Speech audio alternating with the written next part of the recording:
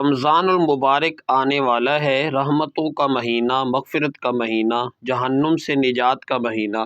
یہ وہ بابرکت وقت ہے جس کے بارے میں خود قرآن مجید میں ارشاد ہوتا ہے کہ یہ مہینہ وہ ہے جس میں قرآن نازل کیا گیا، جو انسانوں کے لیے ہدایت۔ اور اسی مبارک مہینے کے بارے میں محمد صلی اللہ علیہ وسلم نے فرمایا کہ اس کے آغاز میں رحمت، درمیان میں مغفرت اور آخرت میں جہنم سے آزادی ہے۔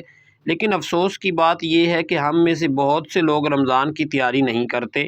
ہم انتظار کرتے ہیں کہ چاند نظر آئے گا تو عبادت شروع کریں گے، تراویح پڑھیں گے، تلاوت کریں گے، دعا کریں گے، مگر تیاری کے بغیر رمضان آتا بھی ہے اور چلا بھی جاتا ہے، اور ہمیں پتہ ہی نہیں چلتا کہ ہم نے کیا پایا اور کیا کھو دیا۔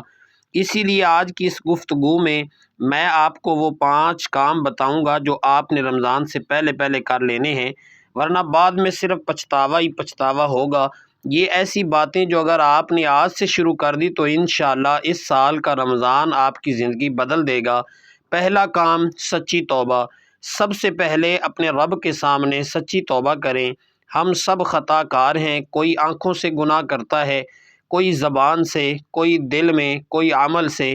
رمضان سے پہلے پہلے اپنے دل کو صاف کر لیں، 2 رکعت نفل پڑھیں، آنسو بہائیں اور اللہ سے کہیں یا اللہ میں کمزور ہوں، میں نے غلطیاں بھی کیں، مجھے معاف فرما دے اور اس رمضان کو میرے لیے نجات کا ذریعہ بنا دے۔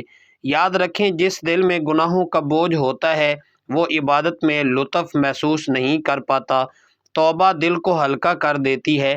جب دل صاف ہوگا تو قرآن کی تلاوت میں مزہ آئے گا، نماز میں خشوع آئے گا، دعا میں آنسو آئیں گے۔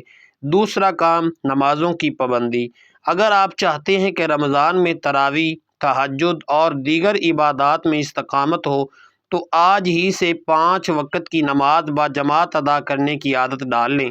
جو شخص عام دنوں میں نماز کا پابند نہیں، وہ رمضان میں بھی زیادہ دن قائم نہیں رہ پاتا۔ آج ہی فیصلہ کر لیں کہ فجر کی نماز نہیں چھوڑنی، عشاء وقت پر ادا کرنی ہے، موبائل کو سائیڈ پر رکھ کر اذان سنتے ہی وضو کرنا ہے۔ جب آپ ابھی سے اپنی نماز درست کر لیں گے تو رمضان میں آپ کا نظام خود بخود مضبوط ہو جائے گا۔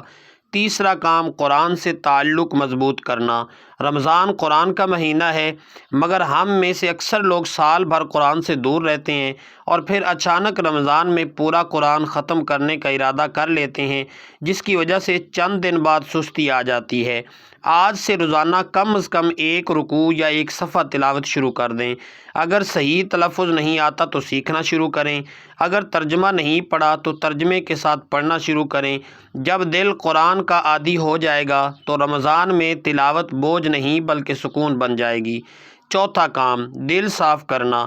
کیا آپ کے دل میں کسی کے لیے کینہ ہے، کسی سے ناراضگی ہے، کسی سے بات بند ہے؟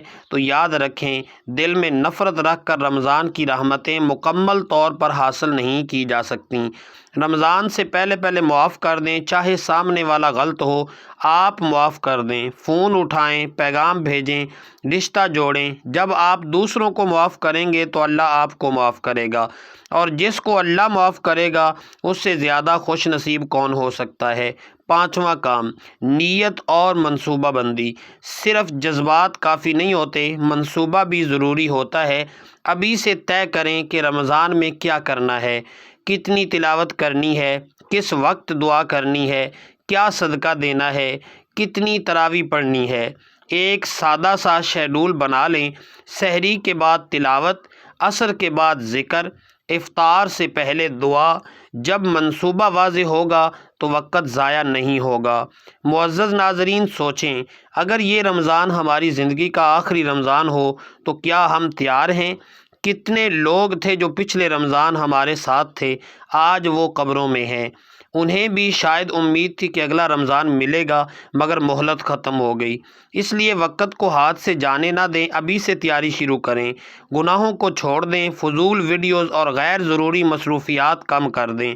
اپنے گھر کے ماحول کو بھی عبادت والا ماحول بنائیں، بچوں کو بھی سکھائیں کہ رمضان کھیل کود کا نہیں، عبادت کا مہینہ ہے۔